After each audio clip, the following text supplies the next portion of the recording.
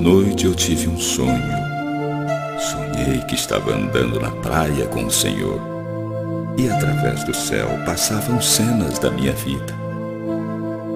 Para cada cena que se passava, percebi que eram deixados 2 pares de pegadas na areia. Um era o meu e o outro do Senhor. Quando passou a última cena da minha vida, olhei para trás, para as pegadas na areia, e notei que muitas vezes no caminho da minha vida havia apenas um par de pegadas na areia. Notei também que isso aconteceu nos momentos mais difíceis e angustiosos do meu viver. Isso me entristeceu profundamente.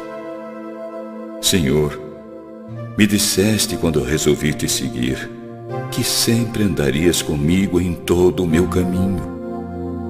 Contudo, notei que durante as maiores tribulações da minha vida havia apenas um par de pegadas na areia. Não compreendo.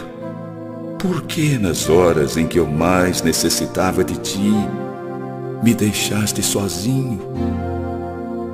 Então o Senhor me respondeu: meu querido filho, eu jamais te deixaria nas horas de prova e sofrimento.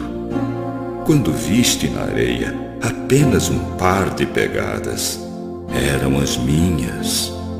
Foi exatamente aí que eu te carreguei nos meus braços. Quem planta, sempre colhe o que semeia. Eu vejo, Senhor, suas pegadas na areia.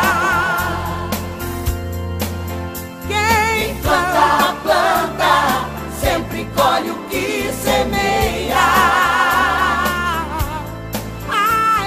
Eu vejo, Senhor, suas pegadas na areia. Quem planta, sempre colhe o que semeia.